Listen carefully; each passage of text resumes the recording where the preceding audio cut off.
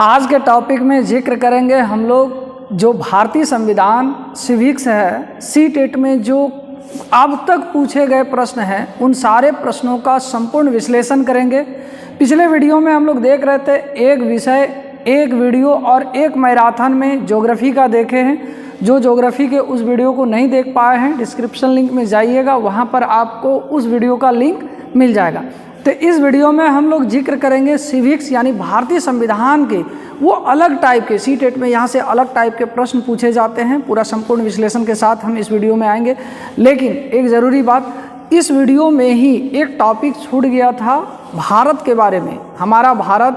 हमारा देश भारत, उस टॉपिक से कुछ सवाल पूछे गए थे, वो छूट गया था, तो इसी वीडियो में हम इंक्लूड कर लिए हैं। तो आज के टॉपिक को हम लोग देखते हैं। लेकिन उसके पहले एक और आप लोग को बता दें कि आप अलग अलग जगह पर देख रहे हैं। आप फेसबुक पेज पर भी देख रहे हैं और यूट्यूब चैनल पर भी देख रहे हैं।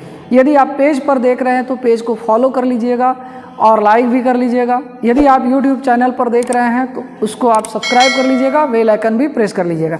तो आइए, आज का टॉपिक है भारतीय संविधान यानी सिविक्स का संपूर्ण वीडियो। और एक वीडियो एक सब्जेक्ट एक मैराथन के तहत हम लोग लगभग जो है 80 क्वेश्चंस को देखेंगे। पहला प्रश्न है, निम्नलिखित में से कौन सी नदियां सुंदरवन डेल्टा का निर्माण करती है? ये देखिए सी-टेट 31 जनवरी 2021 को पूछा गया है। ऑप्शन है गंगा एवं ब्रह्मपुत्रा, नर्मदा एवं तापी, महानदी एवं गोदावरी और कृष्णा एवं कावेरी। देखिए ये जो सुंदरवन डेल्टा का निर्माण करता है ये गंगा और ब्रह्मपुत्रा नदियाँ करती है। तो ये इसके बारे में कुछ और भी जीके है। देखिए जो गंगा और ब्रह्मपुत्रा का जो डेल्टा है, ये डेल्टा जब बनता है तो यहाँ पर नमकीन दलदली होता है, जिसके कारण क्या होता है कि वहाँ सालों भर नमकीन दलदल रहने के कारण वहाँ एक विशेष पौधा सुंदरी नामक पौधा पाया जाता है। उसी के नाम पर इस डेल्टा का नाम रखा गया है सुंदरवन डेल्टा। तो इसका आंसर हो गया ऑप्शन नंबर 1। भारत के लगभग मध्य भाग से होकर गुजरने वाला प्रमुख अक्षांश है। पिछले वीडियो में भी हम लोग देखे थे कि भारत के बीचों बीच कौन सी रेखा गुजरती है और किन किन राज्यों से होकर गुजरती है, उसको हम पूरा संपूर्ण विश्लेषण के तहत बताए थे। इसमें भी बताते हैं। पहला है मकर रेखा यानी जिसको मकर वृत्त कहते हैं। दूसरा कर्क रेखा यानी कर्क वृत्त, आर्कटिक वृत्त और भूमध्य रेखा या विषुवत वृत्त। तो इसका सही आंसर है ऑप्शन नंबर 2 कर्क रेखा। कर्क रेखा जो 23.5 डिग्री उत्तरी अक्षांश से होकर गुजरती है, वो भारत के लगभग बीचों बीच गुजरती है और ये भारत के 8 राज्यों को पास करते हुए गुजरती है। 8 राज्य आपको जानना है तो एक ट्रिक्स हम उसमें बताया है, मित्र पर गमछा झाड़, तो उस वीडियो में आप देख सकते हैं। तो इसका आंसर क्या होगा ऑप्शन नंबर 2। अगला प्रश्न है, मैत्री और दक्षिण गंगोत्री नामक भारत के शोध संस्थान निम्नलिखित महाद्वीपों में से कहाँ स्थित है? तो देखिए ये जो है अंटार्कटिका में है, इसका आंसर अंटार्कटिका होगा। लेकिन ये जो मैत्री, दक्षिण गंगोत्री और एक भारती, 3 शोध संस्थान हमारे देश के अंटार्कटिका में है। कई देशों के वहाँ पर शोध संस्थान हैं और ये जो है आपके अंटार्कटिका में भारत के दक्षिण गंगोत्री जो है ये 1983 में स्थापित किया गया था और ये 1988 में मैत्री, 1988 में मैत्री और फिर जाके आपका एक भारती भी था जो कि 2012 में किया गया था, भारती 2012 में। तो चूँकि ये 3 शोध संस्थान हैं, कहाँ पर है? अंटार्कटिका में है। अगला प्रश्न है, निम्नलिखित में से कौन सा मरुस्थल का एक उदाहरण है? लद्दाख, सुंदरवन, कोंकण, पश्चिमी घाट। आप सोच रहे हैं कि इसमें तो कोई है ही नहीं ऑप्शन, लेकिन आपको बता दें कि मरुस्थल 2 तरह का, एक शीत मरुस्थल और दूसरा उष्ण मरुस्थल, उष्ण या गर्म मरुस्थल। ये 2 तरह का मरुस्थल होता है। मरुस्थल हम वैसे भूभाग को कहते हैं जहाँ पर कि कोई वनस्पति वगैरह नहीं उगता, उसको हम मरुस्थल कहते हैं। तो चूंकि ये जहाँ पर बर्फीला जगह होता है, बर्फ से ज़मीनें ढकी रहती है, वहाँ भी जो है किसी प्रकार की वनस्पति नहीं उगती है, तो उसको कहते हैं हम लोग शीत मरुस्थल। तो इस ऑप्शन के हिसाब से क्या है? शीत मरुस्थल लद्दाख है और उष्ण मरुस्थल यानी गर्म मरुस्थल जो है वो हमारे रेगिस्तान जो है यानी राजस्थान के थार मरुस्थल हैं। तो इस ऑप्शन के हिसाब से आंसर आपका ऑप्शन नंबर 1। लक्षद्वीप समूह डैश में स्थित है? हिंद महासागर, अरब सागर, बंगाल की खाड़ी, दक्षिणी चीन सागर। ये देखिए लक्षद्वीप द्वीप समूह जो है ये हमारे अरब सागर में है और बंगाल की खाड़ी में अंडमान निकोबार द्वीप समूह है। तो आपका आंसर हो गया ऑप्शन नंबर 2। अगला प्रश्न है, निम्नलिखित में से कौन सी व्याख्या में विविधता। अब यहाँ से आपका सिविक शुरू हो गया, भारतीय संविधान। यहाँ थोड़ा सा सीटेट में जो ना क्वेश्चन यहाँ से अजीबोगरीब क्वेश्चन पूछता है, आपको वो स्ट्रेट क्वेश्चन नहीं देखने को मिलेगा। तो विविधता उचित प्रतीत होती है। यह लोगों के बीच भेदभाव बढ़ाती है, यह लोगों के बीच एकरूपता बढ़ाती है, यह लोगों की विशेषता को स्वीकारती है, यह लोगों के बीच असमानता, यहाँ थोड़ा सा मिस्टेक हुआ, असमानता को स्वीकारती है। देखिए हमारा देश जो है ना कई तरह से विविधताएं हैं, भाषा के आधार पर, बोली के आधार पर, रहन सहन, खान पान, क्षेत्र के आधार पर, कई तरह से हमारे देश जो है विविधताओं से भरा हुआ है। और विविधता का शाब्दिक अर्थ क्या है कि यहाँ लोग जो है, यह लोगों के बीच असमानता को स्वीकारती है, यानी असमान है। भाषा के आधार पर 1600 से ज़्यादा भाषाएं बोली जाती है, अलग अलग क्षेत्र के लोग हैं, अलग अलग धर्म के लोग हैं, अलग अलग रहन सहन खान पान। आप थोड़े से दूर पर जैसे दूरी तय कर लीजिएगा, वहाँ का रहन सहन खान पान भाषा में बदलाव हो जाता है। तो कहता है कि जब हम उसी असमानता को स्वीकारते हैं तो कहलाता है क्या, विविधता। तो आपका आंसर क्या हो गया, ऑप्शन नंबर 4। आपका कक्षा 8 में विद्यार्थियों को विविधता में एकता पढ़ा रहे हैं, विविधता में एकता पढ़ा रहे हैं। आप विद्यार्थियों को प्रभावी तरीके से अवधारणा समझाने के लिए निम्नलिखित में से किस गतिविधि को करेंगे। विद्यालय के समय हाइड्रो इलेक्ट्रिक परियोजना का मॉडल बनाना, जो विविधता हम लोग देखेंगे उसके हिसाब से ये है नहीं। पाठ को अच्छी तरह से पढ़ा देने के बाद परीक्षा लेना, ये भी विविधता से जुड़ा हुआ नहीं है। हमारे देश के नृत्य के विभिन्न प्रकारों पर फीचर प्रस्तुत करना और उसमें निहित समानताओं तथा अंतरों का मूल्यांकन करना। भारत के राज्यों के बीच नदी विवादों पर निबंध लिखना, ये भी नहीं। क्या है कि हमारे देश में विविधता कई तरह के, नृत्य के आधार पर भी विविधता है, अलग अलग क्षेत्रों में नृत्य अलग अलग होते हैं, अलग अलग क्षेत्रों में जो है अंतर नृत्य में होता है, तो उसी का मूल्यांकन करेंगे तो ये क्या है, विविधता है। तो आपका आंसर क्या हो गया, ऑप्शन नंबर 3। अगला प्रश्न है, एक शिक्षक शिक्षिका को कक्षा में अध्यापन के दौरान विविधता को विद्यार्थियों के समक्ष किस रूप में प्रस्तुत करना होगा। केवल धर्म के आधार पर, बिल्कुल नहीं। केवल भाषा के आधार पर, नहीं। केवल संस्कृति के आधार पर, नहीं। क्या है, उपरोक्त सभी के आधार पर। यानी विविधता का मतलब क्या है कि हर तरह से विविध, जाति धर्म भेद रहन सहन खान पान, ये सभी के आधार पर। इसका आंसर हो गया ऑप्शन नंबर 4। अगला प्रश्न है, भारत में प्रथम आम चुनाव कब हुआ। देखिए हमारा देश जब आज़ाद हुआ था तो 1947 में, संविधान लागू हुआ 26 जनवरी 1950 से।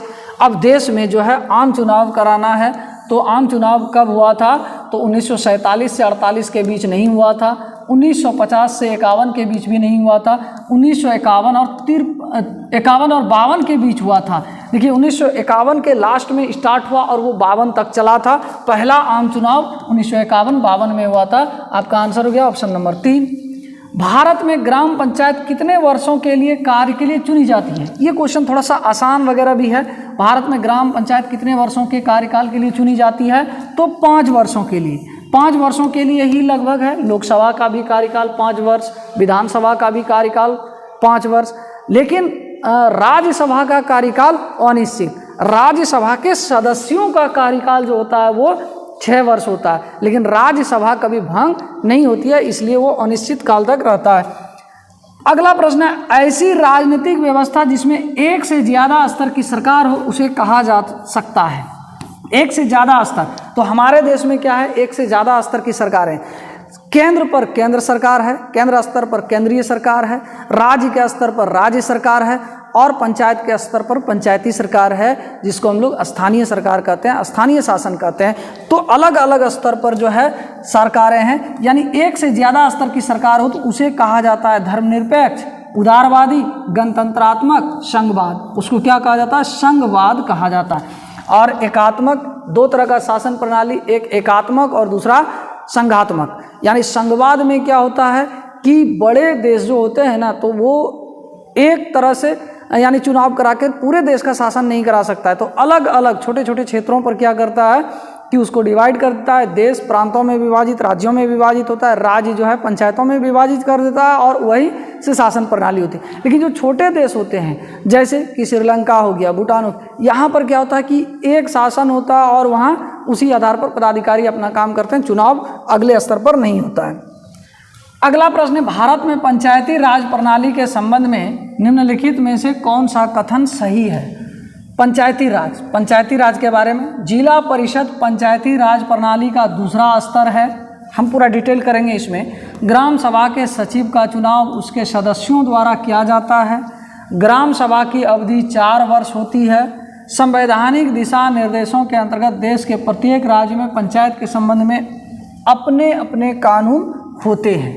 ये पूछ रहा है क्या कौन सा कथन सही है? आपका कथन क्या है? ऑप्शन नंबर 4 सही है। देखिए, पंचायती राज जो होता है भारत में 3 स्तर में है। ग्राम स्तर पर ग्राम पंचायत, जहां मुखिया और वार्ड का चुनाव होता है। पंचायत स्तर पर ये हो गया, प्रखंड स्तर पर पंचायत समिति का चुनाव, और जिला स्तर पर जिला परिषद का। तो यानी यहाँ कह रहा है कि जिला परिषद पंचायती राज प्रणाली का दूसरा स्तर है? नहीं, ये क्या है? तीसरा स्तर है।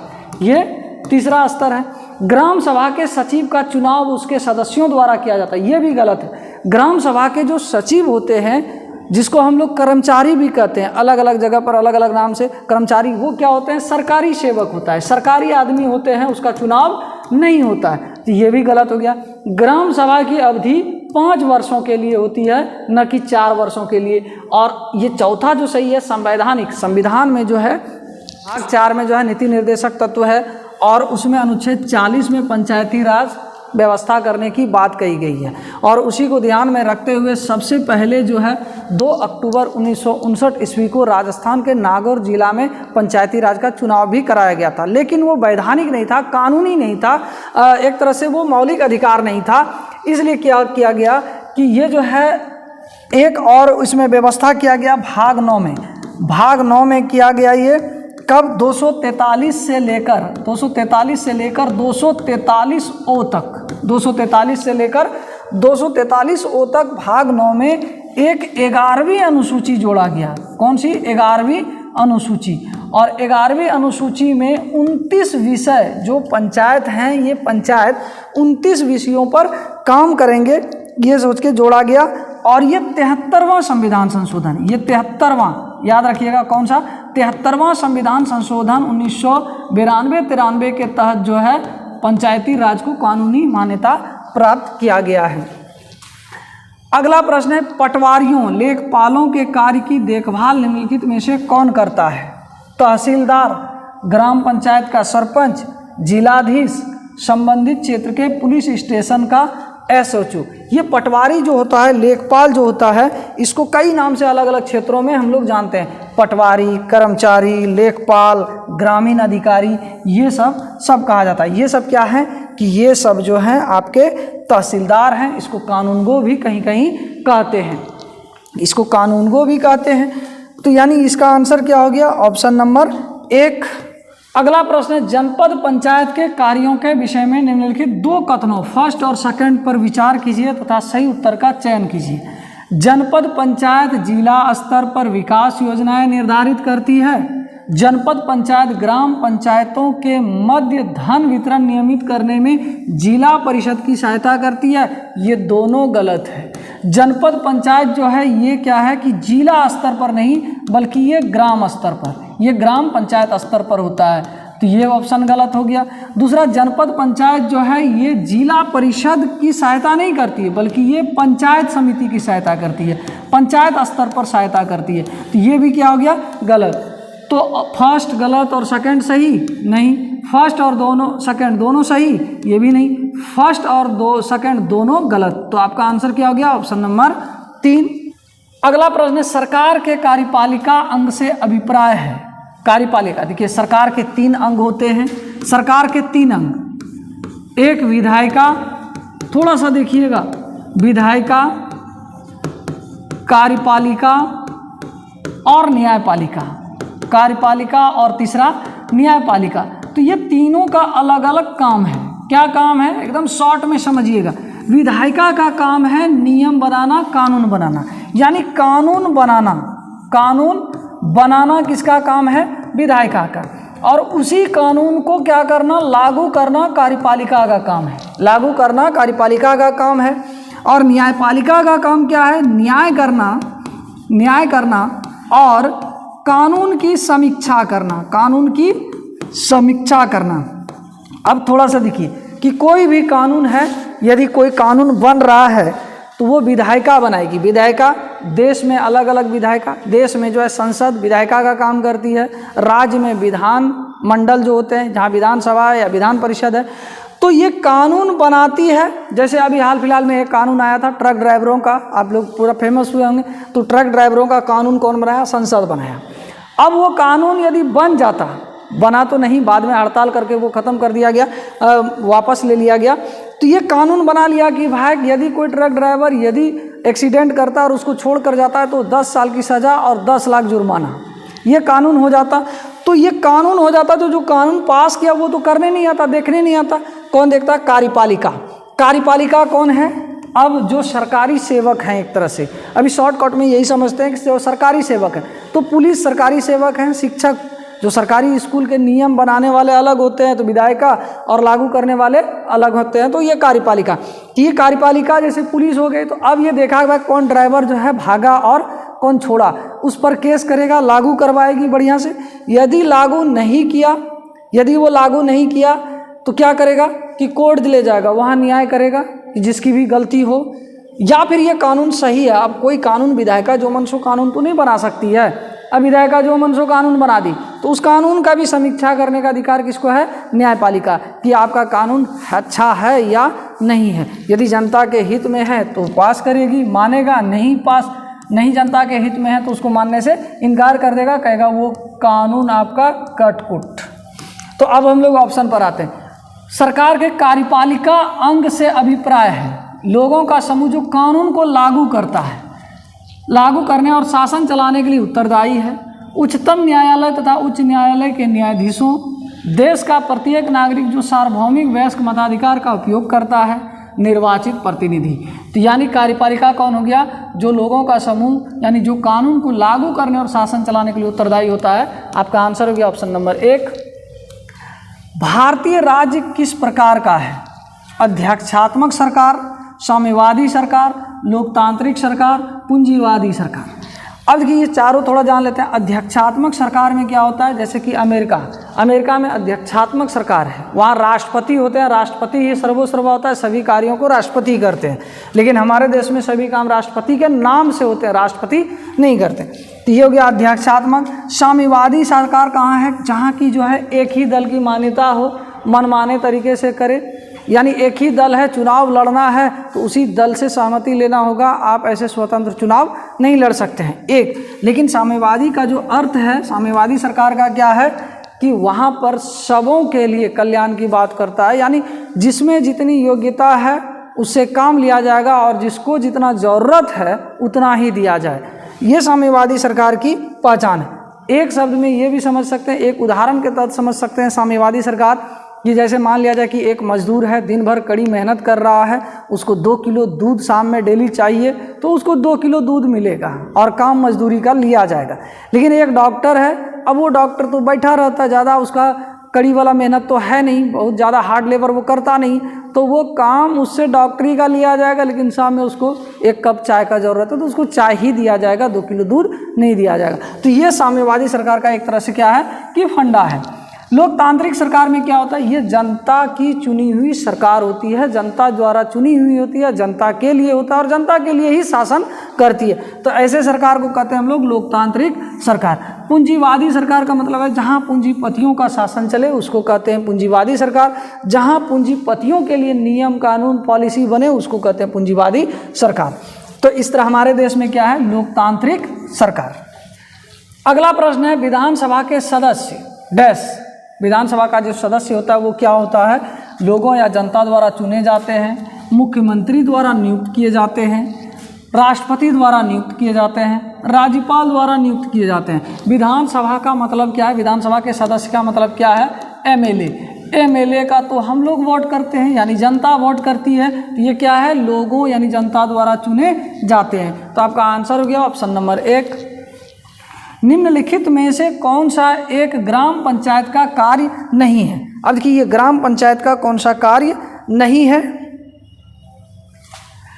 ऑप्शन ए, गांव के लोगों के रोजगार देने संबंधी सरकारी योजनाएं लागू करना। बिल्कुल ये है नहीं। ग्राम पंचायत क्या करती है, जो योजना आती है वो लोगों को, जैसे मनरेगा हो गया या कई तरह की रोजगार योजना आता है तो सरकारी योजना लागू करता है, ग्राम पंचायत करती है। दूसरा है, ग्राम पंचायत अपने पंचायत सचिव को चुनती है। गांव की बुनियादी सुविधाओं का निर्माण और रखरखाव, यानी गांव में यदि कोई बुनियादी सुविधा है, पानी है, नाला है, सड़क है, बिजली है, तो उसका वो निर्माण भी करता है और रखरखाव भी करता है। ये काम ग्राम पंचायत करती है। स्थानीय कर लगाना और इकट्ठा करना, ये टैक्स वगैरह भी छोटा मोटा लगाता है। घर पर टैक्स हो, किसी बिजनेस पर टैक्स हो, वो हल्का फुल्का लगाती है, ये भी अधिकार है। लेकिन ग्राम पंचायत अपने पंचायत सचिव को चुनती है, ये क्या है, गलत है। मतलब ग्राम पंचायत के जो पंचायत सचिव होते हैं ये सरकारी सेवक होते हैं, सरकार द्वारा बहाल होते हैं और ये पंचायत सचिव होते हैं। तो आपका आंसर क्या हो जाएगा, ऑप्शन नंबर 2। अगला प्रश्न है, ग्राम सभा के बारे में निम्नलिखित कथनों में से कौन सा सही है? ग्राम पंचायत के बारे में निम्नलिखित में से कथनों में कौन सही है? सभी ग्राम पंचायत की विकास संबंधी योजनाओं का ग्राम सभा द्वारा पुनरीक्षण किया जाता है। सभी ग्राम पंचायत की विकास संबंधी योजनाओं का ग्राम सभा द्वारा पुनरीक्षण किया जाता है? नहीं। ग्राम सभा के द्वारा करे या ना करे, लेकिन जो सरकार होते हैं, सरकारी सचिव जो होते हैं, पंचायत के जो सचिव होते हैं, वो उसका निरीक्षण करते हैं, संबंधित पदाधिकारी करते हैं। ये हो भी सकता है, नहीं भी हो सकता है। दूसरा, ग्राम सभा सभी ग्राम पंचायत को धनराशि के वितरण को नियमित करती है। ग्राम सभा धनराशि वितरण नहीं करती है। ये क्या करता है, जो ग्रामीण वित्तीय आयोग होते हैं वो करते हैं, ये राज्य वित्त आयोग करते हैं, ये नहीं करते हैं।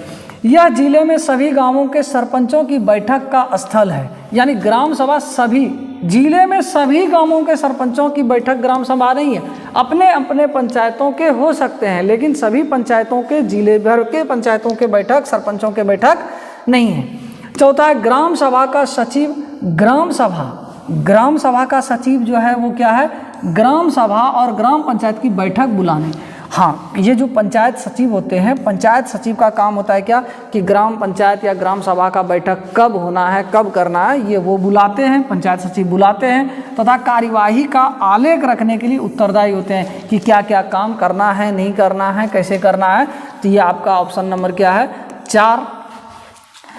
अगला प्रश्न है, पटवारी, लेखपाल। देखिए इसको कई नाम से जानते हैं हम लोग, कर्मचारी, कानूनगो, ये कई नाम से हम लोग जानते हैं। तो ये जो है पटवारी, लेखपाल द्वारा किए गए कार्यों के विषय में फर्स्ट और सेकंड 2 कथन दिए गए हैं, उन पर विचार कीजिए और निम्नलिखित में से सही उत्तर का चयन कीजिए।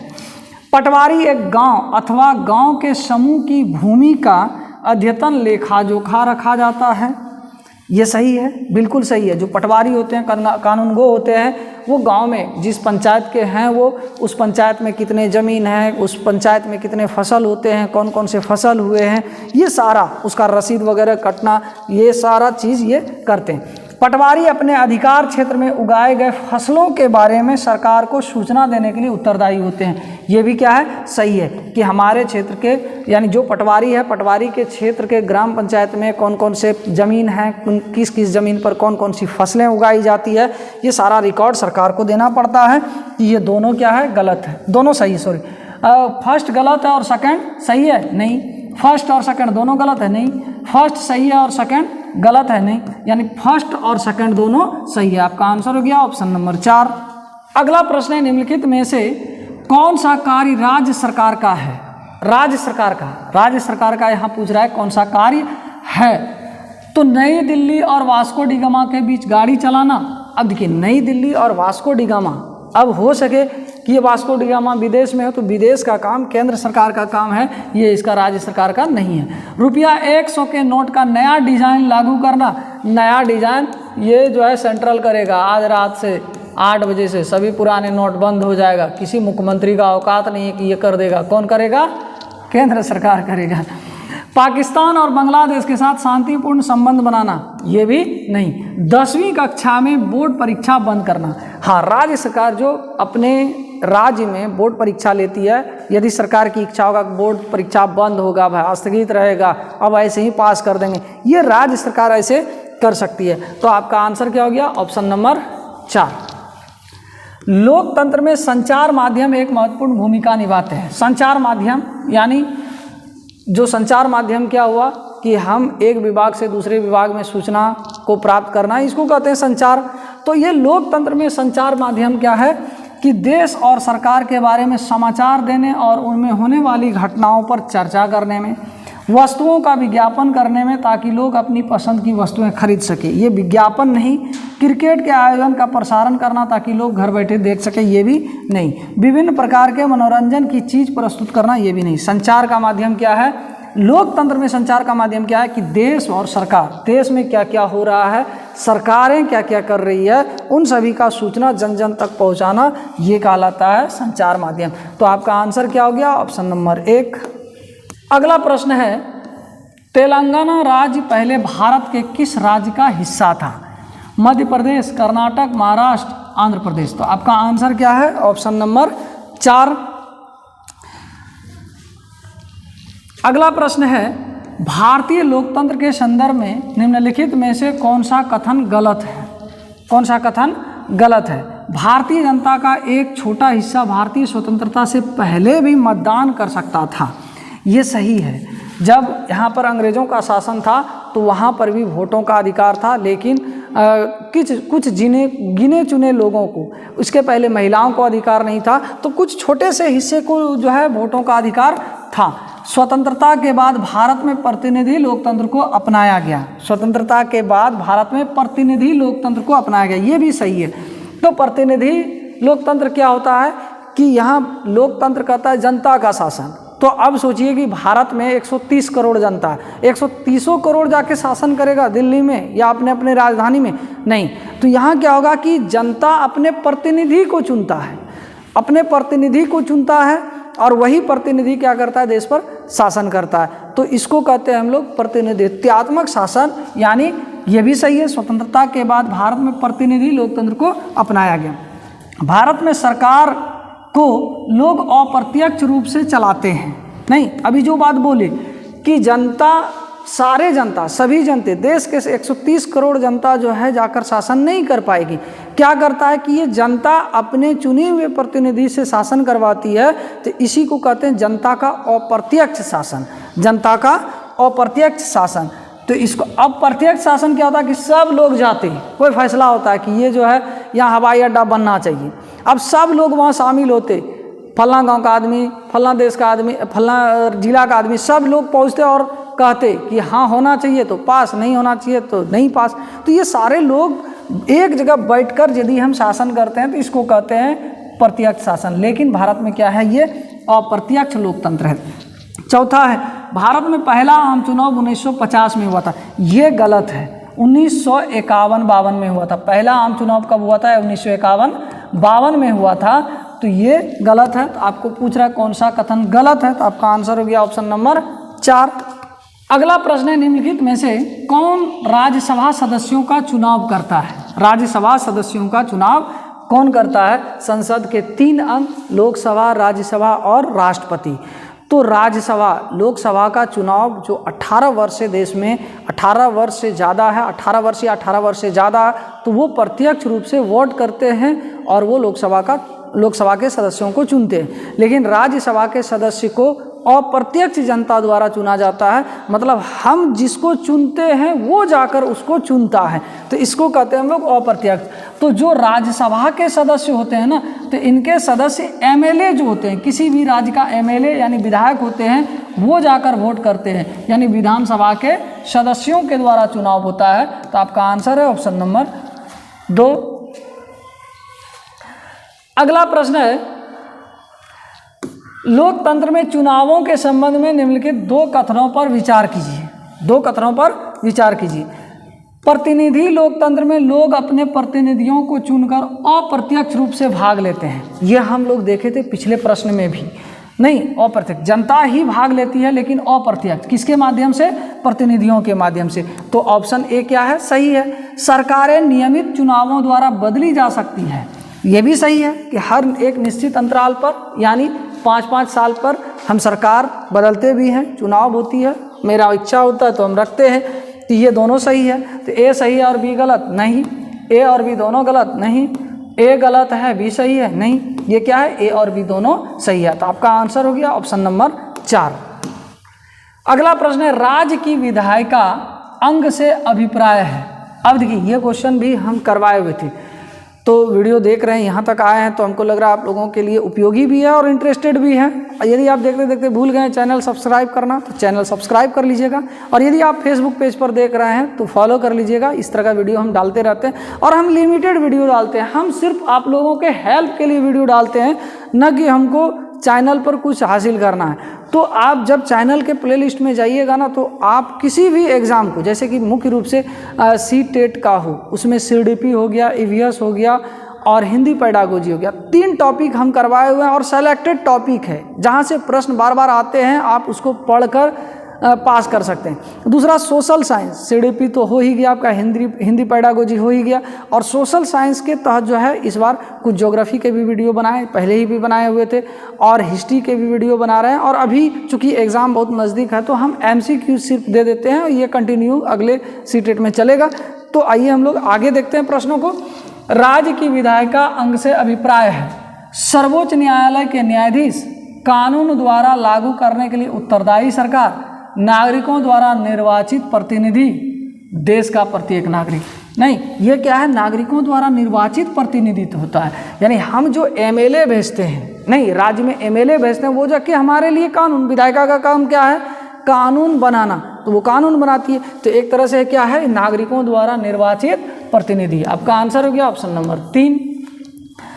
अगला प्रश्न है कि औपनिवेशिक काल के दौरान महिलाएं जाति एवं सुधार के संदर्भ में निम्नलिखित में से कौन सा विकल्प गलत है। सुधार आंदोलन के तहत है ये। पंडित रमाबाई ने पुणे में एक विधवा गृह की स्थापना की थी, ये एकदम सही है। जो रमाबाई थी उसने पुणे में क्या किया था, एक विधवा गृह बनाया था, जहाँ विधवाओं का उस समय समाज में बहुत दयनीय स्थिति था, लोग हे दृष्टि से देखते थे, एक जो है ना पाप समझा जाता था विधवाओं को। तो इसलिए वो क्या की थी रमाबाई ने, कि एक विधवा गृह बनाई थी और वहाँ पर वो लोग सब लोग को खुशी से रखते थे। दूसरा है, प्राचीन ग्रंथों के ज्ञान से सुधार को नए कानून बनाने में मदद मिली। अब जो प्राचीन ग्रंथों के ज्ञान है, अब प्राचीन ग्रंथ में जो एक तरह से कहें कि भेदभाव है, या फिर कहें कि जो अपराध है, या फिर जो महिलाओं के प्रति है, उन सभी को देखने के बाद क्या है कि नए कानून बनाने में मदद मिलती है कि ऐसा कानून नहीं होना चाहिए। तो ये भी क्या है, सही है। विद्यासागर ने विधवा विवाह का सुझाव दिया था, यानी ईश्वरचंद्र विद्यासागर जो थे वो चाहते थे कि जो विधवा हो जाती है, उस समय बाल विवाह होता था, अब 2 साल 3 साल की लड़की का शादी हो जाए 10 साल के लड़के से, 8 साल के लड़के से, अब वो जवान होते होते क्या होता था कि किसी का पति, उस समय उतना मेडिकल साइंस डेवलप था नहीं, हॉस्पिटल वगैरह था नहीं, अब कोई बीमारी होता था तो वो संक्रमण बीमारी होता था तो गांव साफ हो जाता था। अब हस्बैंड मर गया, वो दुनिया देखी भी नहीं, उसको विधवा का टैग लग जाता था, तो इससे उसका पूरा जिंदगी जिल्लत हो जाता था और समाज उसको हे दृष्टि से देखता था। तो इसका मानना था क्या कि विधवा का पुनर्विवाह पुनः से करे। तो ये भी क्या है, सही है। प्रार्थना समाज में केवल हिंदू ग्रंथों पर विचार विमर्श किया गया है। हिंदू प्रार्थना समाज जो है, प्रार्थना समाज में, प्रार्थना सभा में केवल हिंदू ग्रंथ नहीं, सभी ग्रंथों पर विचार किया गया है। तो आपका आंसर ये क्या है, गलत है। तो आपका आंसर गलत पूछ रहा है, तो आपका आंसर क्या हो गया, ऑप्शन नंबर 4। अगला प्रश्न है, अभियानों के फलस्वरूप महिलाओं के संरक्षण के लिए नए कानून बने। निम्नलिखित कथनों में से किस एक के कारण महिलाओं को संरक्षित करने के लिए 2006 में एक कानून बना। महिलाओं को संरक्षण के लिए एक कानून बना 2006 में। बच्चों के साथ दुर्व्यवहार, असमान वेतन, घरेलू हिंसा, यौन प्रताड़ना। देखिए ये 2006 में घरेलू हिंसा से संबंधित अधिनियम आया था। जो घरेलू हिंसा का क्या मतलब है कि जो घर में महिलाएं हैं, वो सास हो या फिर कोई पति हो या फिर कोई लोग हो, उसको प्रताड़ित करते थे, घरेलू हिंसा होता था, गाली गलौज करते थे, दहेज मांगते थे। तो ये एक तरह से घरेलू हिंसा कहलाता था। उसी के संदर्भ में 2006 में एक कानून बना था, घरेलू हिंसा। तो आंसर हो गया ऑप्शन नंबर 3। निम्नलिखित में कौन सा लिंग मूलक भेदभाव प्रदर्शित करता है। लिंग मूलक मतलब हम लड़का लड़की या महिला पुरुष में अंतर करते हैं, तो ये चीज़ें कहलाता है लिंग मूलक। तो लड़कियां लड़कों से ज़्यादा मेधावी होती है। यहाँ लड़की की बातें नहीं करना, यहाँ लड़की को नीचा दिखाना लिंग मूलक होगा, लड़कियों को नीचे दिखाना लिंग मूलक होगा। लड़कियां केवल घर के काम काज कर सकती हैं, लड़कियां उन तमाम कार्यों को कर सकती हैं जो एक लड़का कर सकता है, बिल्कुल कर सकता है। लड़कियों को लड़कों के समान अवसर मिलने चाहिए। ये क्या है कि कहता है कि लड़कियां केवल घर के काम काज करने के लिए बनी है, वही कर सकती है, दूसरा नहीं करेगी, उसका जिम्मेदारी है, उसका ड्यूटी है। तो ये क्या है, लिंग भेदभाव प्रदर्शित कर रहा है। तो आपका आंसर क्या हो गया, ऑप्शन नंबर 2। अगला प्रश्न है, 19वीं शताब्दी के दौरान ज़्यादातर लोगों को लगता था कि शिक्षा से स्त्रियां बिगड़ जाएंगी। उपरोक्त वाक्य में बिगड़ जाना शब्द का संदर्भगत अर्थ बताने वाला निम्नलिखित में से कौन सा कथन है। देखिए, इस पहले प्रश्न का ऑपरेशन कर लेते हैं हम लोग। वाकई में मध्यकालीन भारत, विशेष करके गुप्त काल जब था, तो उस समय महिलाओं को उतना अधिकार नहीं मिलने लगा, उसके प्रति भेदभाव होने लगे, बाल विवाह होने लगा, दहेज प्रथा होने लगा, विधवा पुनर्विवाह पर रोक लग गया, सती प्रथा आने लगा। तो इन सभी से महिलाओं का जीवन जीना जिल्लत हो गया था। तो अब ये क्या होता है कि अब लोग सोचते थे कि हम यदि इसको पढ़ाएंगे लिखाएंगे ना तो लड़कियां बिगड़ जाएगी, उसको बुद्धि हो जाएगा, हमसे सवाल करेंगी, हमारा बात नहीं मानेगा। तो इस वजह से लोग क्या करते थे, उसको पढ़ाना लिखाना जायज़ नहीं करते थे। तो अब क्या, यह उन्हें और अधिक धन देगा। शिक्षा के कारण उन्हें जो शक्ति मिलती है, उसके कारण यह अपनी पारंपरिक भूमिकाओं से दूर हो जाती है। उसका मानना है बिगड़ना का अर्थ क्या है यहाँ, कि हम यदि उसको शिक्षित करेंगे तो वो जो परंपरा है, रीति रिवाज है हमारा, उसका जो भूमिका है, रोल है, वो करने से क्या कर देगी, मना कर देगी। तो बिगड़ने का अर्थ यहाँ पर यही है, ऑप्शन नंबर 2। कक्षा में लैंगिक भूमिका के बारे में चर्चा करते हुए आप किस बात पर बल देंगे। लैंगिक भूमिका, चूँकि लड़के आगे जाकर अपने परिवार के लिए धन अर्जन करेंगे, अतः उन्हें विद्यालय जाना चाहिए। समाज में व्याप्त लैंगिक रूढ़िवादिता को सार्थक रूप में संबोधित करने की आवश्यकता है।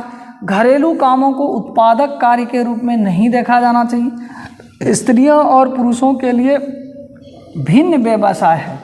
तो कहता है क्या, ये सब क्या है, लिंग मूलक है, ये नहीं होना चाहिए।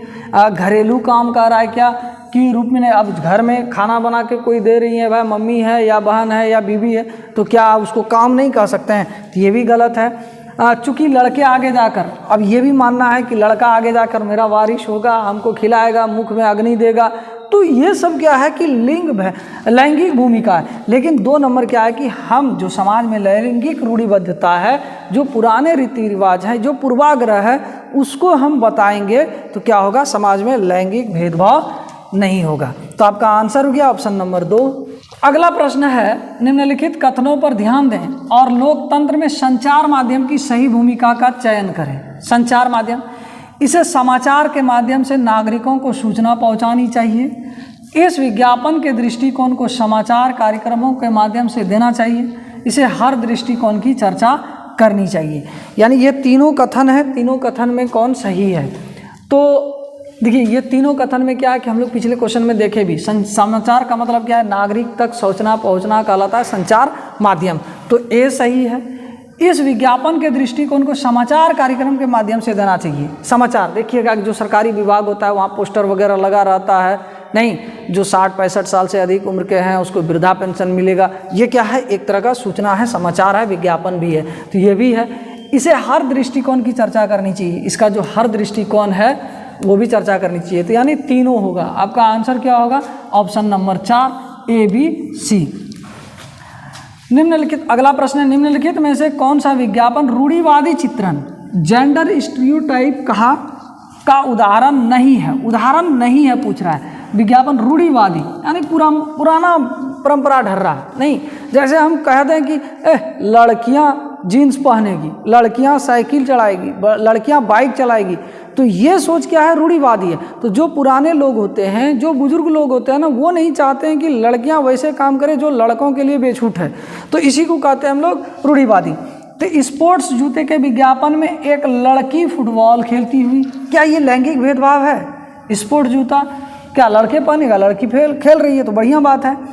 चाय के विज्ञापन में एक माँ का सुबह चाय बनाना, लिपस्टिक के विज्ञापन में एक महिला का मेकअप करना, गाड़ी के विज्ञापन में एक महिला को पति द्वारा ऑफिस छोड़ा जाना, तो ये क्या है, कि अब देखिए मान लिया जाए कि स्पोर्ट्स जूता का प्रचार लड़की कर रही है फुटबॉल खेलते हुए, ये नहीं दर्शा रहा है। चाय के विज्ञापन में एक माँ है, माँ सुबह चाय बना रही है, तो आप इसमें देखिएगा कि चाय, क्या ये चाय बनाने का काम माँ का ही है? पिता का भी हो सकता है, पति का भी हो सकता है। तो यहाँ पर हमको क्या दिख रहा है, ये रूढ़िवादी चित्रण है कि भाई चाय माँ ही क्यों बनाए। लिपस्टिक के विज्ञापन, चलो भाई महिलाएं मेकअप करती है तो लिपस्टिक का प्रचार लड़कियां करती है, और लड़का करेगा तो वो थोड़ा ऑड भी हो जाएगा। गाड़ी के विज्ञापन में एक महिला को पति द्वारा ऑफिस छोड़ा जाना, इसका मतलब महिला का केयर कर रहा है, तो ये अलग चीज़ है। लेकिन ये चाय वाली बात क्या है, ये विज्ञापन रूढ़िवादी चित्रण है। तो आपका आंसर क्या हो गया, ऑप्शन नंबर 2। अगला प्रश्न है, मध्य और शीर्ष प्रबंधन की प्रतिभा सर्वाधिक उपलब्ध होने का विशेष लाभ निम्नलिखित में से किस नगर को हमेशा प्राप्त है? यानी मध्य और शीर्ष प्रबंधन, मैनेजमेंट, पुणे, बेंगलुरु, चंडीगढ़, कोच्चि, ये बेंगलुरु हाईटेक शहर है। तो आपका आंसर क्या हो गया, ऑप्शन नंबर 2। सूचना का अधिकार अधिनियम पर निम्नलिखित 2 कथनों फर्स्ट और सेकंड पर विचार कीजिए तथा सही उत्तर का चयन कीजिए। सूचना का अधिकार अधिनियम के माध्यम से कोई भी नागरिक केवल केंद्रीय सरकार के विभागों के कार्य प्रणाली के संदर्भ में सूचना प्राप्त कर सकता है। देखिए, ये सूचना का अधिकार अधिनियम 2005 में आया, उसमें एक नियम है कि आप 10 रुपये का पोस्टल कार्ड पर कोई सूचना विभाग से मांगते हैं तो वो आपको मिलेगा, वो एकदम सरकार देगी। तो यहाँ सिर्फ क्या कह रहा है कि सिर्फ केंद्रीय, केवल केंद्रीय सरकार नहीं, पंचायती राज में पंचायत से भी, पंचायत सचिव से भी नहीं, राज्य सरकार से भी, किसी भी विभाग से आप मांग सकते हैं। तो ये संपूर्ण नहीं है, ये क्या है, गलत है। सूचना का अधिकार अधिनियम के अंतर्गत सूचना प्राप्त करने के लिए नागरिक को किसी स्तर के किसी न्यायालय में पहले याचिका दाखिल करनी पड़ती है। याचिका यानी कि आपको कोर्ट में पहले जो है याचिका भी नहीं डालनी है, रिट भी नहीं डालना है, वो सीधे आप उस विभाग में लेकर दीजिए। ये भी गलत, यानी फर्स्ट और सेकंड दोनों गलत। फर्स्ट गलत, ये तो नहीं, फर्स्ट और सेकंड दोनों सही नहीं, ये भी है। 3 नंबर, फर्स्ट और सेकंड दोनों गलत है। आपका आंसर हो गया ऑप्शन नंबर 3। अगला प्रश्न है, संचार माध्यमों के संदर्भ में निम्नलिखित कथनों में से कौन सा गलत है? कौन सा गलत है? जनसंचार का लोगों तक जानकारी पहुंचाना एक महत्वपूर्ण कार्य है, सही बात है। संचार माध्यम की कार्य प्रणाली में नियमित सरकारी हस्तक्षेप रहता है। विज्ञापनों द्वारा धन कमाया जाता है, सही बात है। विज्ञापन जो करते हैं उस पर बहुत सारा धन कमाया जाता है। नहीं, फेयर एंड लवली 7 हफ्ते में 4 हफ्ते में गोरा बने, तो वो विज्ञापन दे रहा है, वो फेमस हो रहा है, नहीं तो कमाया जा सकता है। जनसंचार द्वारा उपयोग में लाई जाने वाली तकनीक बदलती रहती है, तो ये भी सही है। क्या है, संचार माध्यम की कार्य प्रणाली में नियमित सरकारी हस्तक्षेप रहता है, सरकार का कोई हस्तक्षेप नहीं रहता। तो आपका आंसर क्या हो गया, ऑप्शन नंबर 2। अगला प्रश्न, समाचार चैनल पर विज्ञापन का मूल्य निर्भर होता है। मूल्य निर्भर होता है बड़े व्यापारिक घरानों पर, कंपनी क्षेत्र पर, चैनल की लोकप्रियता पर, दर्शकों की मांग पर। नहीं, विज्ञापन का मूल्य यानी विज्ञापन आप कहीं देना चाह रहे हैं, एडवर्टीजमेंट देना चाह रहे हैं, प्रचार देना चाह रहे हैं, तो अलग अलग चैनल का रेट अलग अलग होता है। जो जितना फेमस होता है, ज़्यादा फेमस होता है, उसका रेट ज़्यादा होता है, यानी चैनल की लोकप्रियता पर। आपका आंसर हो गया ऑप्शन नंबर 3। अगला प्रश्न है, निम्नलिखित में से कौन सा विज्ञापन सामाजिक नहीं है? सामाजिक नहीं है। लेन में गाड़ी चलाना बुद्धिमत्तापूर्ण है, यानी अपने साइड में गाड़ी चला रहे हैं तो बुद्धिमत्तापूर्ण है, ये सामाजिक है, सभी लोगों के लिए है तो सामाजिक है। दूसरा, अतिथि देवो भव, आपके यहाँ कहीं से टूर पर आते हैं कोई विदेशी, तो वहाँ लिखा रहता है भाई अतिथि देवो भव, तो ये सबके लिए, तो ये क्या है, सामाजिक है। पानी की प्रत्येक बूंद बचाइए, ये भी क्या है, सामाजिक है। लेकिन एक प्रचार देता है जीवन बीमा, जिंदगी के साथ भी जिंदगी के बाद भी, ये विज्ञापन जैसे ही हम टीवी पे देखते हैं ना, लगता है कि मरने वाला फीलिंग्स आने लगता है कि पता नहीं है इसको इतना चिंता है कि मार के छोड़ेगा ही, तो इसीलिए ये विज्ञापन क्या है, सामाजिक नहीं है। तो आपका आंसर क्या हो गया, ऑप्शन नंबर 4। ऐसे मुद्दों की पहचान कीजिए जिसके महत्वपूर्ण होने के बावजूद मीडिया ने शायद ही उस पर ध्यान दिया हो। लैंगिक संवेदनशीलता, पीने का पानी, हत्याएं, भवनों का गिरना, ये क्या है, पीने का पानी, ये आंसर है ऑप्शन नंबर 2। ये सब थोड़ा सा क्वेश्चन लॉजिकली भी है, अपना भी है, लेकिन ये सिविक्स का क्वेश्चन पूछा हुआ है। अगला प्रश्न है, लोकतंत्र में संचार माध्यम एक महत्वपूर्ण भूमिका निभाते हैं। देश व संचार के बारे में समाचार देने और उनमें होने वाली घटनाओं पर चर्चा करने में। वस्तुओं का विज्ञापन करने में ताकि लोग अपनी पसंद की वस्तुओं को खरीद सके। क्रिकेट, ये क्वेश्चन हम लोग देखे भी हुए थे किसी प्रश्न में। क्या है ये? ऑप्शन नंबर 1, यानी देश व संचार के बारे में समाचार देने और उनमें होने वाली घटनाओं पर चर्चा करने में। तो आपका आंसर हो गया ऑप्शन नंबर 1।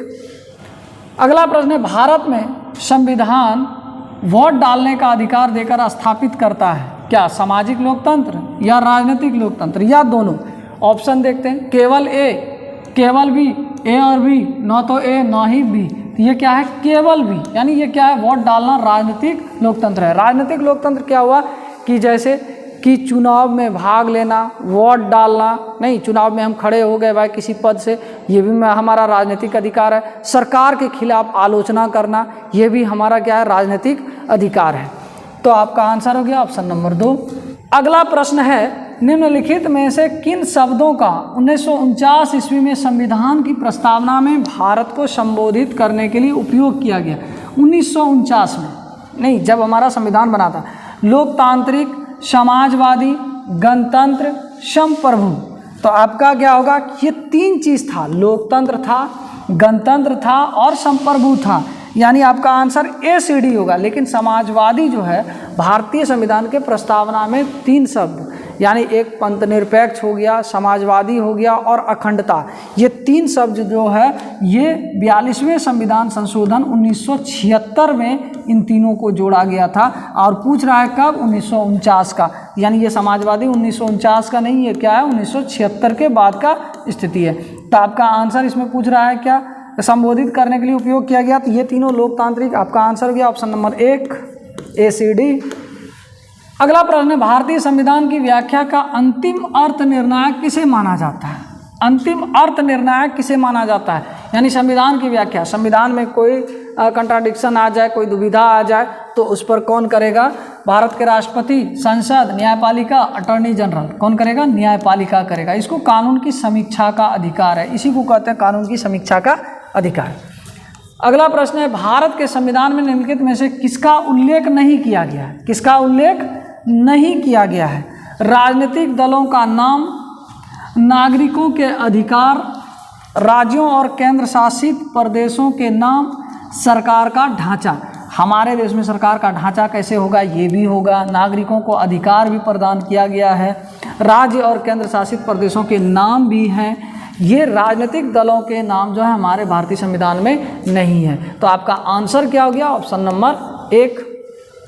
निम्नलिखित में से कौन भारत की संविधान सभा का अध्यक्ष था? कौन संविधान सभा का अध्यक्ष था? ये देखिए सी टेट में भी पूछा हुआ है, यूपी टेट में भी पूछा हुआ है। संविधान सभा के अध्यक्ष थे डॉक्टर राजेंद्र प्रसाद। देखिए संविधान सभा की पहली बैठक जो हुई थी 9 दिसंबर 1946 को, और उस दिन क्या हुआ था? एक अस्थायी अध्यक्ष चुना गया, अस्थायी अध्यक्ष। और अस्थायी अध्यक्ष कौन थे? डॉक्टर सच्चिदानंद सिन्हा, डॉक्टर सच्चिदानंद सिन्हा। और फिर 2 दिन के बाद सच्चिदानंद सिन्हा बना। फिर 2 दिन के बाद यानी 11 दिसंबर को एक अस्थायी अध्यक्ष के रूप में डॉक्टर राजेंद्र प्रसाद को चुना गया। यानी 2, एक अस्थायी अध्यक्ष पूछे तो डॉक्टर सच्चिदानंद सिन्हा, और यदि अस्थायी अध्यक्ष पूछे तो डॉक्टर राजेंद्र प्रसाद। तो आपका आंसर क्या हो जाएगा? Option number 1। अगला प्रश्न है, भारत का संविधान कब अपनाया गया था? 26 नवंबर 1949, 26 जनवरी 1950, 15 अगस्त 1947, 26 नवंबर 1947। देखिए हमारा संविधान बनकर कंप्लीट हो गया था 26 नवंबर 1949 को।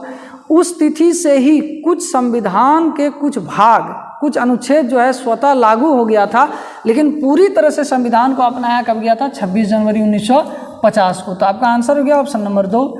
निम्नलिखित में से कौन भारत की संविधान सभा की मसौदा समिति के अध्यक्ष थे? देखिए मसौदा समिति से घबराना नहीं, ये क्या है? Drafting committee, drafting committee. और मसौदा यानी प्रारूप, इसको प्रारूप समिति भी कहते हैं। तो प्रारूप समिति के अध्यक्ष कौन थे? Doctor VR Ambedkar. Option number 4। मौलिक अधिकारों के विषय में निम्नलिखित 2 कथनों पर विचार कीजिए। ये मौलिक अधिकार भारतीय संविधान के भाग 3 में 12 से 35 तक जो नागरिकों को दिया गया अधिकार है वो है मौलिक अधिकार। तो भारत के संविधान में दिए गए सभी मौलिक अधिकार न्यायालय में बाध्यकारी हैं। शोषण के विरुद्ध अधिकार नागरिक को उच्च स्तर के न्यायालय में जाने के लिए अनुमति प्रदान करता है यदि वह समझता है कि निचले स्तर के न्यायालय द्वारा दिया गया निर्णय अन्यायपूर्ण है। तो मौलिक अधिकार क्या है कि न्यायालय में बाध्यकारी है सभी मौलिक अधिकार, तो आपका ये कथन भी सही है। और यदि शोषण के अधिकार में कोई केस किया आप हाई कोर्ट में और वहाँ डिसीजन मिला, वो डिसीजन से आप संतुष्ट नहीं हैं, तो उच्च न्यायालय में भी, उच्चतम न्यायालय में भी यानी सुप्रीम कोर्ट में भी जा सकते हैं। तो दोनों सही है, ए सही है बी गलत नहीं, ए और बी दोनों सही है। आपका आंसर हो गया ऑप्शन नंबर 4। अगला प्रश्न है संविधान का अनुच्छेद 22 सुनिश्चित करता है, 22 सुनिश्चित करता है, सुनिश्चित क्या करता है? शोषण के विरुद्ध अधिकार, शिक्षा का अधिकार, गिरफ्तारी के दौरान या हिरासत में दुर्व्यवहार से बचने का अधिकार, संवैधानिक उपचारों का अधिकार। संवैधानिक उपचारों का अधिकार 1932 अनुच्छेद 32 में, शिक्षा का अधिकार जो है ये 21A में, और शोषण के विरुद्ध अधिकार 23-24 में। तो आपका क्या है अनुच्छेद 22 में क्या है? गिरफ्तारी के दौरान या हिरासत में दुर्व्यवहार से बचने का अधिकार। इस अनुच्छेद जो है 22 क्या कहता है कि मान लिया जाए कि आपको कोई गिरफ्तार कर लिया है, तो आने जाने के समय को छोड़कर 24 घंटे के अंदर नज़दीकी मजिस्ट्रेट के सामने प्रस्तुत करना होगा। वो देखेगा कि भाई ये यदि अपराधी है तब हिरासत में लेने के लिए कहेगा, नहीं तो वहीं से क्या कहेगा छोड़ दिया जाए। और दूसरी बात क्या है कि जब आपको पुलिस हिरासत में लेती है तो किसी भी तरह का शारीरिक दंड नहीं दे सकती है, और खुद जो आप दे रहे हैं बयान वो खुद सबूत के तौर पर न्यायालय में पेश करने नहीं देता है। ये नहीं कि अब वहाँ मारवा पिटवा कर आप कबूल करवा लीजिएगा, हाँ हम इसी अपराध किए हैं, हम ही ये अपराध किए हैं, लेकिन न्यायालय में वो मान्य नहीं होगा। क्यों? क्योंकि हो सके कि आप जोर जबरदस्ती मनवाए होंगे। तो आपका आंसर क्या हो गया? Option number 3।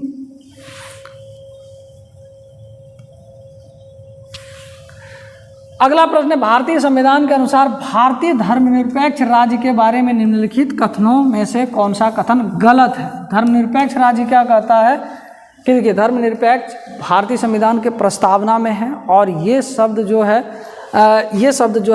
42वें संविधान संशोधन 1976 के द्वारा जोड़ा गया। इसका मतलब क्या है कि भारत देश का अपना कोई धर्म नहीं होगा, भारत के लोगों का अपना धर्म होगा, और भारत सरकार या भारत देश किसी भी धर्म को मानने में, किसी भी धर्म के लिए जो सुविधा दिया जाएगा वो भेदभावपूर्ण या पक्षपात नहीं करेगा।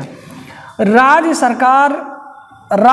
सरकारी संस्थाओं को धर्म विशेष के विशिष्ट मूल्यों को प्रदर्शित और प्रोन्नत करने की अनुमति प्रदान करता है। राज्य धर्म से एकदम पृथक नहीं है, परंतु वह धर्म से एक निश्चित दूरी बनाता है। राज्य जो है धर्म से एकदम पृथक नहीं है, पृथक है। भारतीय राज्य किसी एक विशिष्ट धर्म समूह द्वारा शासित नहीं है। राज्य किसी धर्म विशेष को ना तो थोपेगा और ना ही लोगों को धार्मिक स्वतंत्रता को छीनेगा। तो ये अर्थ, शाब्दिक अर्थ क्या है इसका कि भारतीय राज्य किसी एक विशिष्ट धर्म समूह द्वारा शासित नहीं है। ये क्या है? सभी धर्मों का समान सम्मान करती है। तो आपका आंसर क्या हो गया? Option number 3। अगला प्रश्न संघवाद से तात्पर्य है देश में एक से ज़्यादा स्तर की सरकार का होना, देश को चलाने के लिए राज्यों का संघ होना, केवल केंद्रीय सरकार को कानून बनाने का अधिकार, न्यायपालिका देश में सर्वोच्च शक्ति है। देखिए क्या है कि संघ का मतलब क्या है, संघवाद का मतलब क्या है कि देश में एक से अधिक स्तर पर सरकारें होना। तो हमारे केंद्र स्तर पर केंद्र सरकार है, राज्य स्तर पर राज्य सरकार है, और पंचायत स्तर पर पंचायत सरकार है। तो इसको कहते हैं स्थानीय सरकार है, तो इसी को कहते हैं हम लोग क्या? संघवाद। तो आपका आंसर क्या हो गया? Option number 1। अगला प्रश्न, भारतीय संविधान के किस खंड को अक्सर संविधान की अंतरात्मा कहा जाता है? अंतरात्मा, संविधान की अंतरात्मा कहा जाता है। नीति निर्देशक सिद्धांत से संबंधित खंड, मौलिक अधिकारों से संबंधित खंड, अनुसूचित जाति अनुसूचित जनजाति एवं अन्य पिछड़ा वर्गों के लिए आरक्षण नीति, संविधान की प्रस्तावना। देखिए जो संविधान की आत्मा कहा जाता है वो है क्या? मौलिक अधिकार से संबंधित खंड। मौलिक अधिकार को संविधान की आत्मा कहा जाता है, और इस मौलिक अधिकार में भी जो अनुच्छेद 32 में उपचारों का अधिकार है उसको भीमराव अंबेडकर कहते हैं आत्मा। तो ये याद रखना है कि मौलिक अधिकार के संदर्भ में या फिर जो है भीमराव अंबेडकर ने भारतीय संविधान के किस अधिकार को आत्मा कहा है। तो संवैधानिक उपचारों का अधिकार को यानी अनुच्छेद 32 को कहा गया है। अगला प्रश्न है, भारत में काउंसिल ऑफ स्टेट को डैश के नाम से जाना जाता है। काउंसिल ऑफ स्टेट्स यानी राज्यसभा को कहा जाता है। काउंसिल ऑफ स्टेट्स, स्टेट शब्द जुड़ा हुआ यानी राज्यसभा को। आपका आंसर हो गया ऑप्शन नंबर 3। भारतीय न्याय व्यवस्था के परिप्रेक्ष्य में निम्नलिखित में से कौन सा वक्तव्य गलत है? जो भारतीय न्याय व्यवस्था उसके संदर्भ में कौन सा गलत है? जनहित याचिका उन लोगों की तरफ से दायर की जाती है जिनके अधिकारों का हनन हुआ हो। बिल्कुल सही है, जनहित याचिका। अगर कौन गलत है पूछ रहा है, अगर आरोपी को बचाव का अवसर नहीं दिया गया है तो उसे निष्पक्ष सुनवाई नहीं कर सकते हैं। सही बात। यदि एक गरीब कोई अपराध किया या अपराध का आरोप लगा उस पर, वो वकील अपने से नहीं कर पाता है, केस नहीं लड़ पाता है, तो सरकार उसको वकील देती है ताकि ये हो कि वो अपना जो है एक तरह से अवसर, बचाव का अवसर उसको मिले। केंद्र और राज्य के बीच विवाद के मामले में उच्चतम न्यायालय हस्तक्षेप नहीं कर सकता। पानी का अधिकार जीवन के मौलिक अधिकारों का एक भाग माना गया, ये भी माना गया। यानी केंद्र और राज्य के बीच विवाद के मामले पर उच्चतम न्यायालय, सुप्रीम कोर्ट ही हस्तक्षेप करती है, कह रहा है कि नहीं करती थी। ये क्या है? गलत है। आपका आंसर क्या हो गया? Option number 3। अगला प्रश्न है, पुलिस थाने के प्रभारी का पदनाम क्या है? स्टेशन हाउस अफसर, पुलिस अधीक्षक, officer of special duty, home inspector. इसका आंसर है पुलिस अधीक्षक। इसको हम लोग थाना प्रभारी वगैरह भी करते हैं। अगला प्रश्न है, राज्यपाल को कौन नियुक्त करता है? बहुत आसान क्वेश्चन है। भारत का मुख्य न्यायाधीश, राष्ट्रपति, प्रधानमंत्री, मुख्यमंत्री। तो भारत के जो राज्यपाल होते हैं, किसी भी राज्य का जो राज्यपाल होता है, भारत में जितने राज्य हैं सभी के अपने अपने एक राज्यपाल होता है, तो उसकी नियुक्ति जो है राष्ट्रपति करते हैं। तो आपका आंसर हो गया ऑप्शन नंबर 2। प्रधानमंत्री का चुनाव कौन करता है?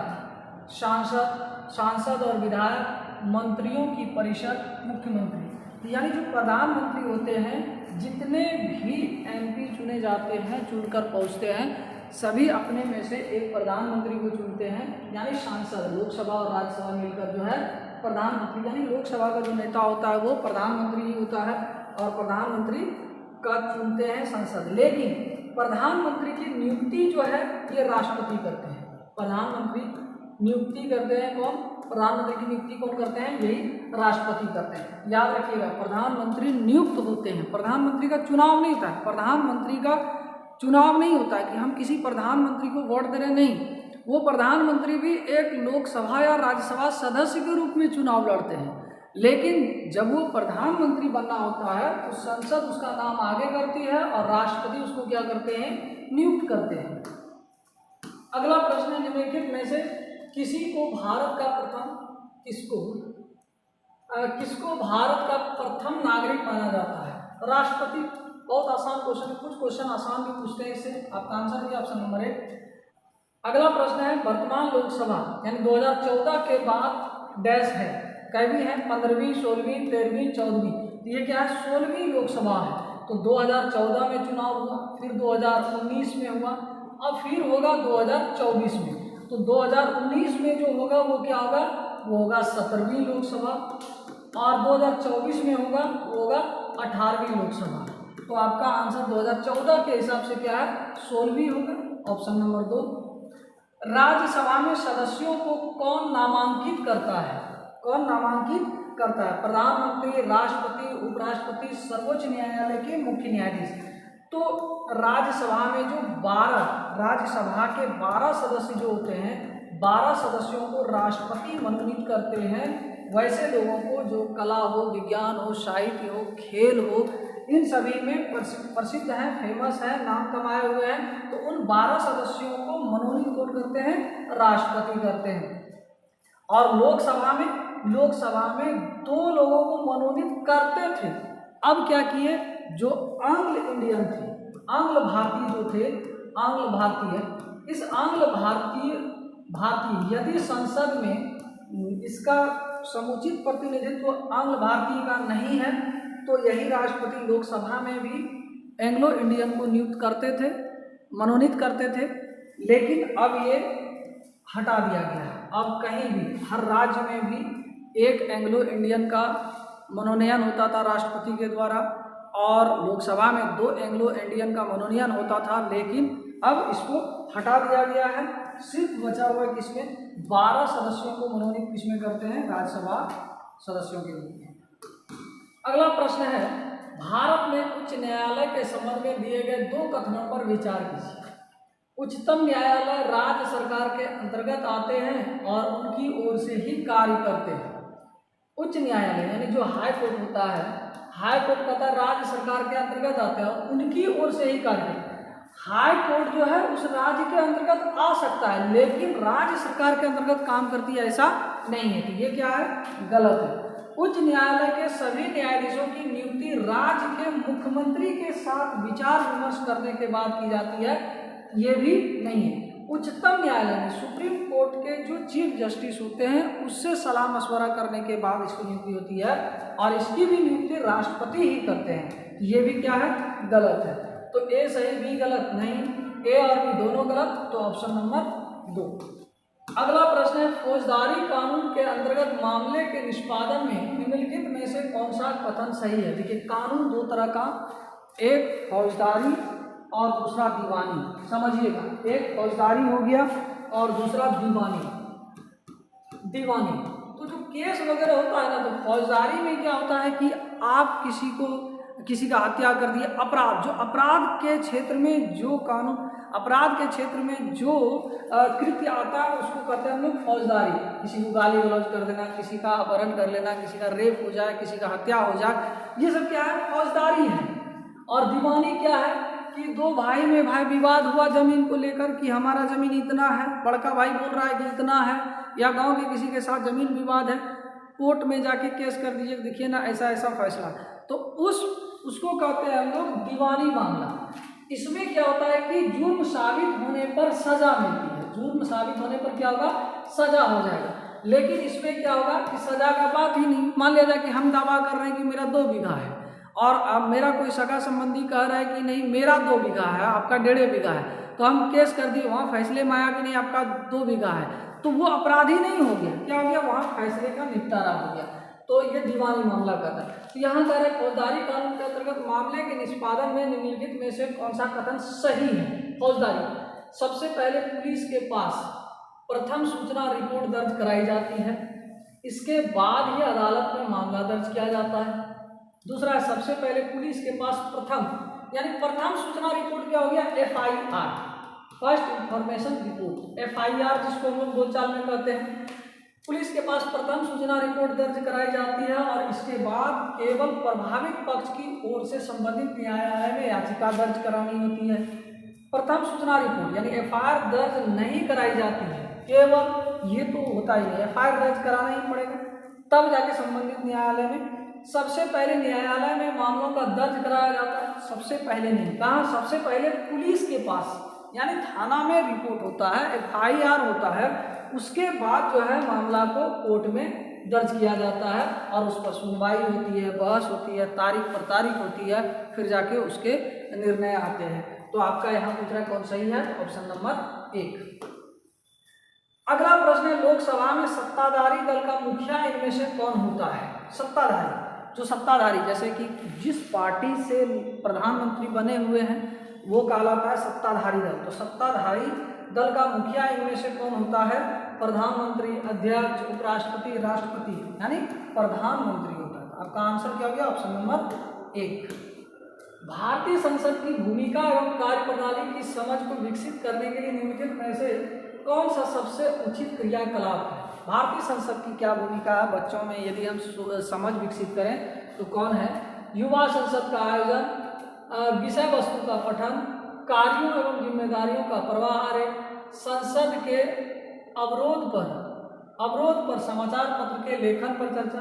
क्या करेंगे, युवा संसद का आयोजन। देखिएगा सरकारी स्कूल में युवा संसद का गठन किया गया है, कोई प्रधानमंत्री है, कोई राष्ट्रपति है, कोई मंत्री है, तो ये युवा संसद से हम बेहतर बच्चों को जो है कॉन्सेप्ट क्लियर कर सकते हैं।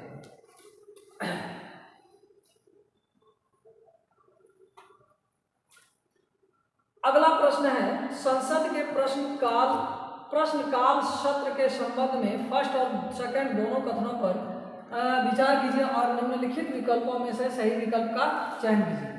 संसद सरकार के कामकाज के बारे में जानकारी प्राप्त करते हैं।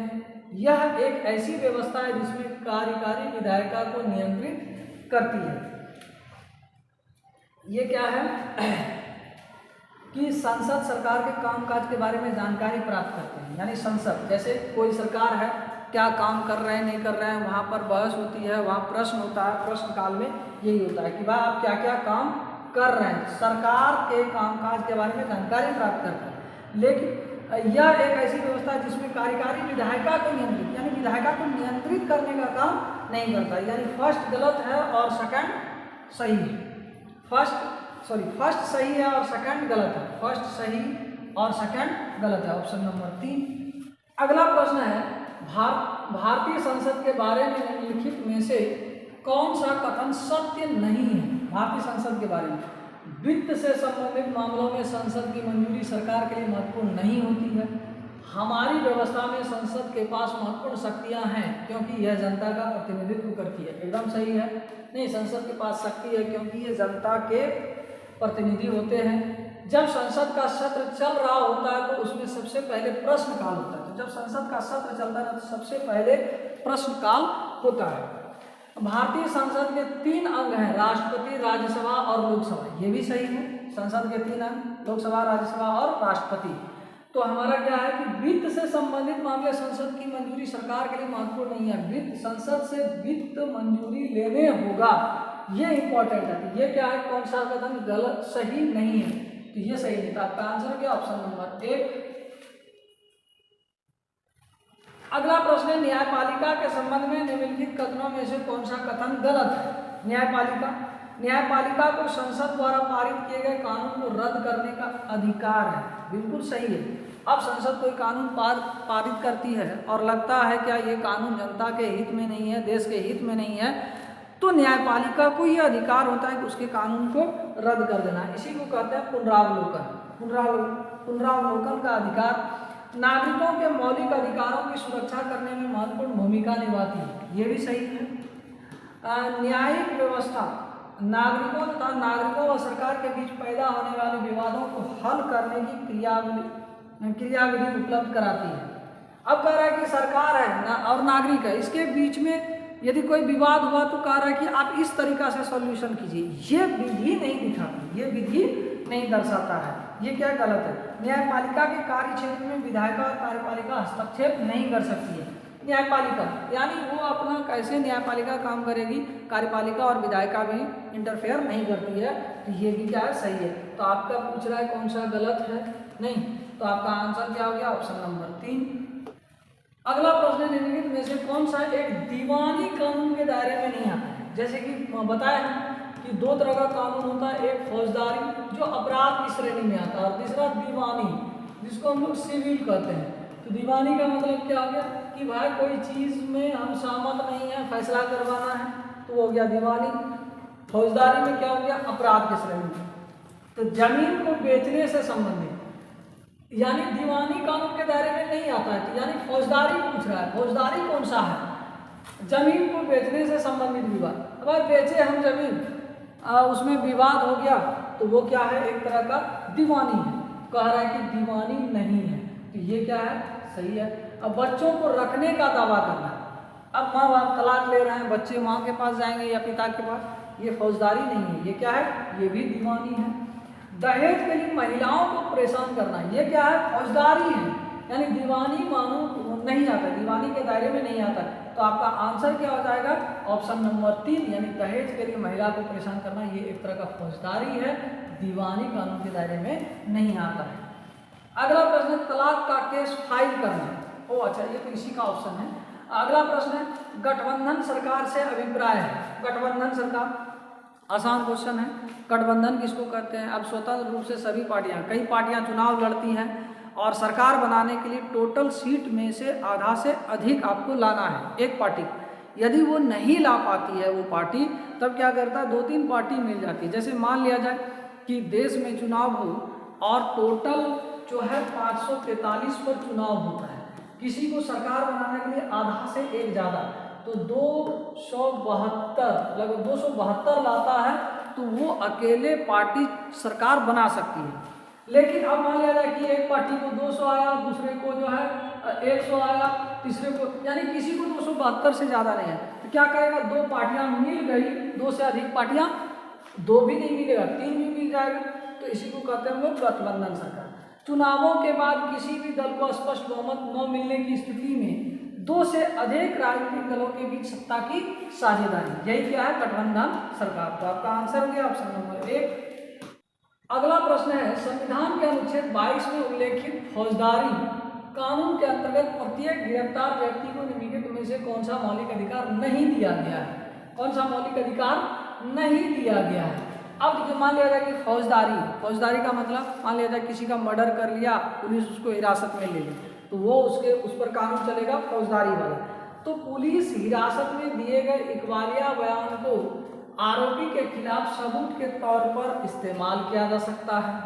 गिरफ्तारी के 24 घंटे के भीतर मजिस्ट्रेट के समक्ष पेश होने का अधिकार। हम आपको बताए थे अनुच्छेद 22 क्या कहता है कि भाई कितना बड़ा अपराध किया है, आप उसको अरेस्ट किए हैं, 24 घंटे के अंदर मजिस्ट्रेट के सामने पेश करना है, और पेश करने पर मजिस्ट्रेट ये देखेगा कि यदि ये संगीन अपराध है तभी उसको जेल भेजेगा, सुनवाई के लिए आगे भेजेगा, और यदि लगता है कि नहीं इस पर झूठा आरोप है तो क्या करेगा, वहाँ से उसको बरी कर देगा, छोड़ देगा।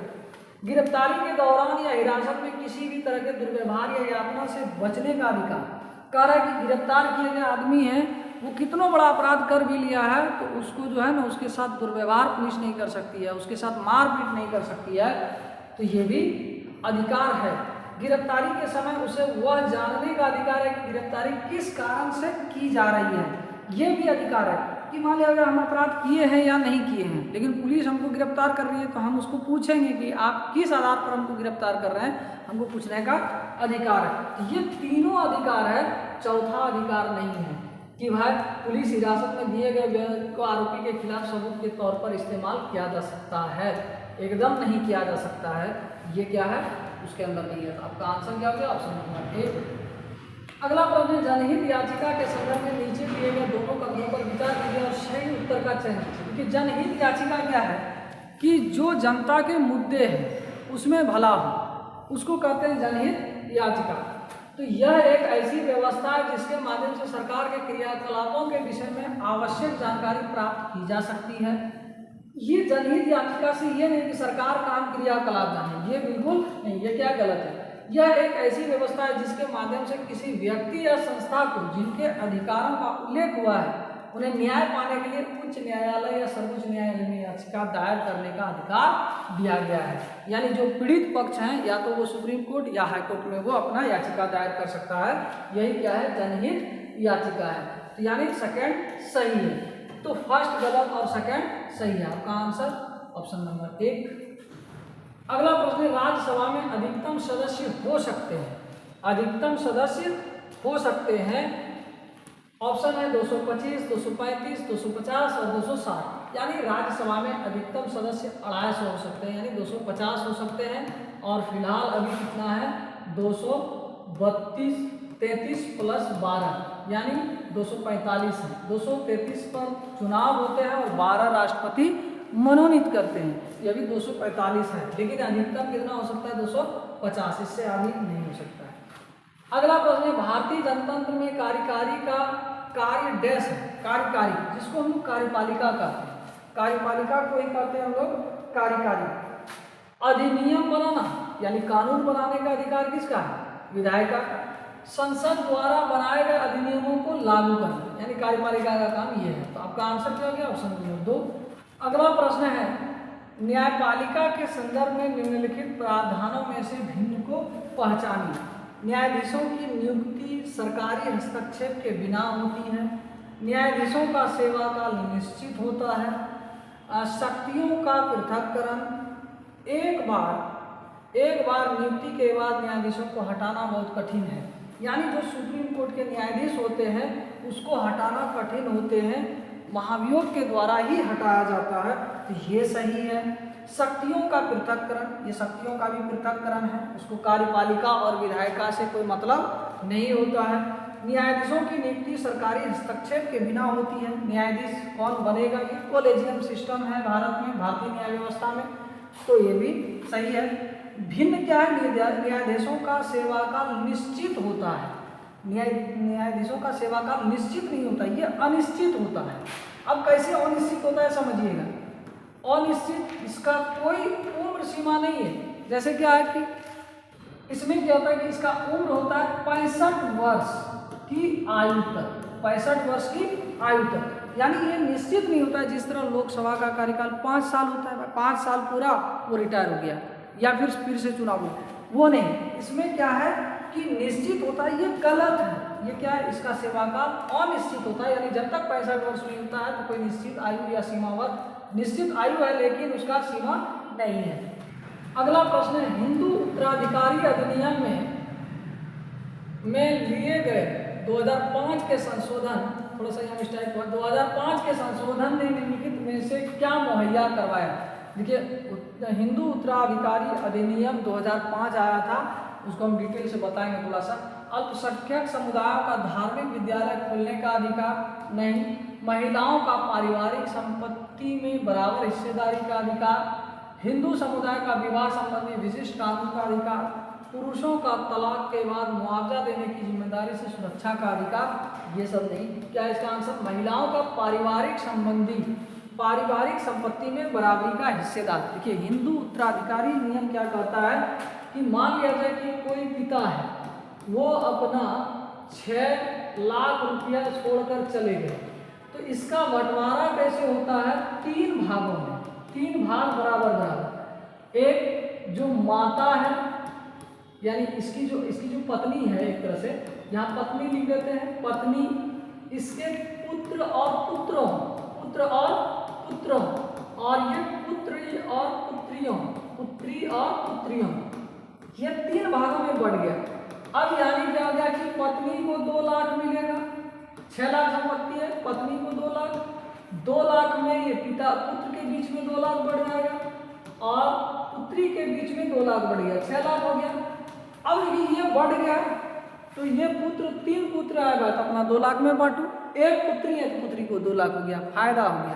तो यानी हिंदू उत्तराधिकारी महिलाओं का पारिवारिक संपत्ति में बराबरी का हिस्सा का अधिकार देता है। आपका आंसर हो गया ऑप्शन नंबर 2। अत्याचार निवारण अधिनियम 1989 को निम्नलिखित में से कौन से समुदाय को न्याय दिलाने के लिए पारित किया गया था। किन से समुदाय, दलित एवं अल्पसंख्यक एवं आदिवासी एवं दलित, केवल अल्पसंख्यक। तो यानी आदिवासी एवं दलित के लिए था, यानी SC और ST के लिए ये नियम लागू किया गया था, अत्याचार निवारण अधिनियम 1989। अगला प्रश्न, निम्नलिखित में से कौन सी नीति सामाजिक न्याय को प्रोत्साहन करती है। सरकारी नौकरियों में सूचीगत दलित जाति के उम्मीदवार को आरक्षण देना, न्यूनतम मेहनताना कानून पारित करना, ये क्या है, सामाजिक न्याय। सामाजिक न्याय क्या है कि भाई दलितों को उम्मीदवार को आरक्षण दे रहे हैं, दलित को आरक्षण दे रहे हैं, तो ये सामाजिक न्याय हो रहा है क्योंकि समाज उसको बहुत प्रताड़ित किया है, ये सामाजिक न्याय। न्यूनतम मेहनताना कानून पारित कि भाई कोई भी काम करे जो न्यूनतम है, जो भी सरकारी रेट है दिन का दैनिक भत्ता उसको मिलना चाहिए, ये दोनों है, यानी A और B दोनों। हिंदू उत्तराधिकारी संशोधन अधिनियम 2005 मृतक पिता की संपत्ति में समान अधिकार प्रदान करती है। देखिए, इसके पिछले वाला क्वेश्चन में हम देखे थे किसमें पत्नी पुत्रों तथा पुत्री पुत्रियों को, यानी बराबर 3 हिस्सा में कर दिया। पत्नी पुत्रों भाई तो है ही नहीं, भाई नहीं है, पत्नी पुत्रों बहन भी नहीं अपना उसका जो मर गया, पुत्री पुत्रों भाइयों में नहीं। किसमें, पत्नी को पुत्र है तो 3 हिस्सा, एक हिस्सा इसको, एक हिस्सा पुत्रों को, एक हिस्सा पुत्रियों को। तो आपका आंसर हो गया ऑप्शन नंबर 1। अगला प्रश्न, तवा मत्स्य संघ मछुआरों की सहकारी समितियां का एक संघ है जो जंगलों से विस्थापित निवासियों के अधिकारों के लिए लड़ रहा है, किस राज्य में है। यह है कहाँ, मध्य प्रदेश। ये तवा मत्स्य संघ है। अब जो विस्थापित किया गया है जंगल से कि भाई जंगल से निकलो, या मान लिया जाए यहाँ फैक्ट्री वगैरह बनेगा या फिर जो है जंगल सरकारी है आप वहाँ से निकलो, तो उसके लिए लड़ाई लड़ रहा है ये मध्य प्रदेश में तवा मत्स्य संघ, ये मछुआरों की संस्था है। अगला प्रश्न, मध्याह्न अल्पाहार कार्यक्रम के बहुत से सकारात्मक प्रभाव है। निम्नलिखित में से कौन सा इनमें से एक नहीं है। यानी मध्याह्न भोजन जो मिड डे मील चल रहा है, मिड डे मील से क्या पॉजिटिव हुआ है वो है, लेकिन कौन इसमें से एक नहीं है उसको देखना है। विद्यालय में गरीब बच्चों के नामांकन में वृद्धि हुई है, सही बात है, गरीब बच्चों के नामांकन में क्या हुई है, वृद्धि हुई है। जाति पूर्वाग्रह जातिगत पक्षपात में कमी आई। अब वहाँ सब लोग साथ में एक साथ मिड डे मील खाने बैठता है, कौन जाति के हैं कौन धर्म के हैं उससे मतलब नहीं है। क्या हुआ, जातिगत पूर्वाग्रह पक्षपात में क्या आई है, कमी आई है। अब निर्धन विद्यार्थी अपने पढ़ाई पर ध्यान केंद्रित कर सकते हैं क्योंकि वह खाली पेट नहीं है। सही बात है कि उस समय भूखे पेट होता, कहा भी जाता भूखे भजन ना होई वो पाला, नहीं, अब बच्चे हैं वो भूखे पेट आए तो वो उससे पढ़ाई नहीं होता था। निर्धन बच्चे परीक्षा में अधिक अंक प्राप्त कर रहे हैं, ये गलत है। क्या निर्धन बच्चे परीक्षा में अधिक अंक प्राप्त कर रहे हैं, ये नहीं, अंक तो कोई भी प्राप्त कर रहा है, जो पढ़ेगा वही प्राप्त करेगा। तो आपका आंसर है ऑप्शन नंबर 4। अगला प्रश्न, आदिवासियों को रंग बिरंगे कपड़े पहने, सर पर मुकुट लगे और नाचते गाते हुए एक रूढ़िबद्ध रूप में प्रदर्शित करने के परिणाम स्वरूप प्राय संसार का ध्यान आदिवासियों की समस्याओं की ओर आकर्षित होता है। इस प्रकार के समूह के प्रति भेदभाव होता है, आदिवासी संस्कृति को प्रोत्साहन मिलता है, भारतीय संस्कृति की व्यवस्था प्रदर्शित होती है। क्या है कि इस प्रकार के समूह के प्रति भेदभाव होता है। हम लोग भेदभाव है कैसा कपड़ा पहना है, नहीं, तो ये भेदभाव करता है, ऐसा नहीं करना है। तो आपका आंसर इसके हिसाब से क्या होगा, ऑप्शन नंबर 2।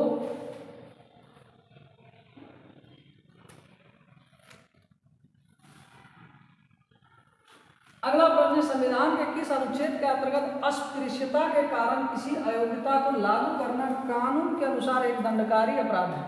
यानी छुआछूत, अस्पृश्यता मतलब क्या है, छुआछूत, आप छुआछूत नहीं कर सकते हैं। ये कौन सा अनुच्छेद, अनुच्छेद 17। सीके जानू एक बहुत प्रतिष्ठित है, सीके जानू ये आदिवासी नेता है, क्या है, आदिवासी कार्यकर्ता है। तो आपका आंसर इसमें आदिवासी कार्यकर्ता, ऑप्शन नंबर 3। तो ये था आज का महत्वपूर्ण वीडियो। उम्मीद करते हैं ये वीडियो आपके लिए बहुत कारगर हो, उपयोगी हो और पसंद भी आया होगा। तो पसंद आया तो लाइक कर दीजिए, अपने दोस्तों को भी शेयर कीजिए। यदि आप फेसबुक पेज पर देख रहे हैं तो फेसबुक पेज को फॉलो नहीं किए हैं तो फॉलो कर लीजिए। यूट्यूब पर हैं तो यूट्यूब को सब्सक्राइब कर लीजिए, बेल आइकन भी प्रेस कर लीजिए। तो मिलते हैं अगले किसी और महत्वपूर्ण नए वीडियो को लेकर, तब तक के लिए जय हिंद, जय भारत।